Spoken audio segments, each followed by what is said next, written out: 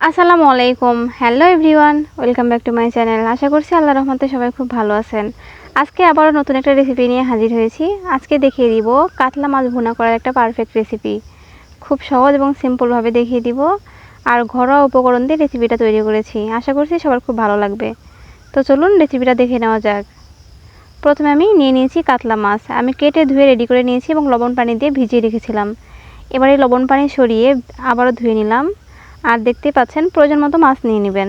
আমি আমার প্রয়োজন মতো মাছ নিয়ে নিয়েছি। আর এই মাছটা প্রথমে ফ্রাই করব, এই জন্য দিয়ে দিলাম লবণ এবং হলুদের গুঁড়ো। আমি 1 চামচ লবণ এবং 1 চামচ হলুদের গুঁড়ো দিয়ে মাছটা ভালোভাবে মাখিয়ে নিচ্ছি। এই মাছটা মাখানো শেষ হয়ে গেলে আমি রেখে দিব 5 মিনিটের জন্য, যাতে এই লবণ এবং হলুদটা ভালোভাবে মাছের সাথে মিশে যায়।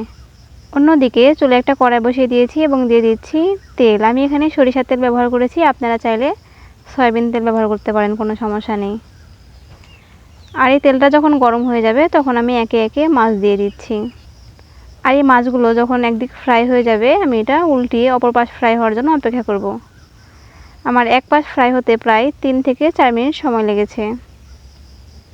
তো একইভাবে আমি দুই পাশই মাছের ভালোভাবে ফ্রাই করে নিয়েছি। আমি এটা কিন্তু হালকা ফ্রাই করি নাই, ফুল ফ্রাই করে নিয়েছি। এই অবস্থায় কিন্তু খাওয়াও যাবে।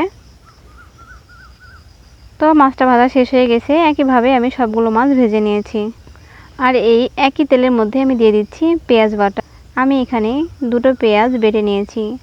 আর দিয়ে দিচ্ছি 1 চামচ আদা এবং রসুন বাটা। এখন আমি এখানে দিয়ে দিচ্ছি 3টে দারচিনি, 2টো সাদা এলাচ, আর সাথে দিয়ে দিচ্ছি কাঁচামরিচ। আমি এখানে প্রায় 10 পিস কাঁচামরিচ দিয়ে দিয়েছি। জিরে বাটা দিয়েছি, আর দিয়ে দিলাম মরিচের গুঁড়ো এবং হলুদের গুঁড়ো। এই উপকরণগুলো হালকা একটু কষিয়ে নিয়ে এবার আমি এখানে দিয়ে দিচ্ছি টমেটো। আমি এখানে 2টো টমেটো চিকন করে কেটে নিয়েছি। টমেটোগুলো আমি আস্ত রাখবো না, এই জন্য আমি এই টমেটোগুলো চিকন করে কেটে নিয়েছি। আর একইভাবে ভালোভাবে আমি নেড়ে চেড়ে এই মশলাগুলো কষিয়ে নিচ্ছি। কিছুক্ষণ নেড়ে চেড়ে কষিয়ে নেওয়ার পরে দেখতেই পাচ্ছেন এই পর্যায়ে কিন্তু অনেকটা নরম হয়ে গেছে টমেটোগুলো। আর এভাবে নাড়তে থাকলে টমেটোগুলো কিন্তু একেবারে ম্যাশ হয়ে যাবে। তো এই পর্যায়ে মশলাগুলো যাতে নিচে লেগে না যায় এই জন্য আমি এখানে দিয়ে দিচ্ছি সামান্য পরিমাণে পানি। আর এই পানি দিয়ে আবার একটু নেড়ে চেড়ে ঢাকনা দিয়ে রেখে দিব 2 থেকে 3 মিনিটের জন্য। 2 থেকে 3 মিনিট পরে আবারও নেড়ে চেড়ে দিলাম। দেখতে পাচ্ছেন উপর দিয়ে কিন্তু তেল ভাসতেছে। আর টমেটোটা কিন্তু এবার পুরোপুরি সেদ্ধ হয়ে গেছে। এবার আমি এখানে দিয়ে দিচ্ছি ভেজে রাখা মাছগুলো। আর এই মাছগুলো দেওয়ার পরে আমি আবারও ভালোভাবে একটু নেড়ে চেড়ে নিয়ে নিচ্ছি। এভাবে মাছের সাথে মশলাগুলো একটু ভালোভাবে কষিয়ে নিব প্রায় 2 থেকে 3 মিনিটের মতো। তো 3 মিনিট পরে মাছগুলো কষানো হয়ে গেছে। এবার আমি এখানে দিয়ে দিচ্ছি পানি। এই পানির পরিমাণটা একটু অল্প পরিমাণে দিয়েছি।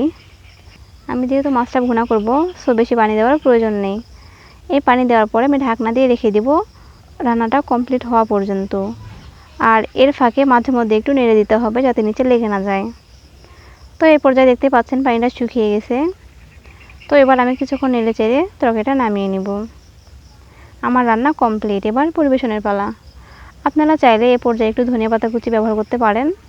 তো দেখতেই পাচ্ছেন কালারটা কতটা সুন্দর এসেছে, আর এটা খেতেও কিন্তু অনেক টেস্টি। আর আমি আগে বলেছিলাম এটা কিন্তু ঘরোয়া উপকরণ দিয়ে বানিয়ে দিছি। তো আজকে এ পর্যন্তই। সবাই ভালো থাকবেন, সুস্থ থাকবেন। আল্লাহ হাফেজ। আসসালামু আলাইকুম।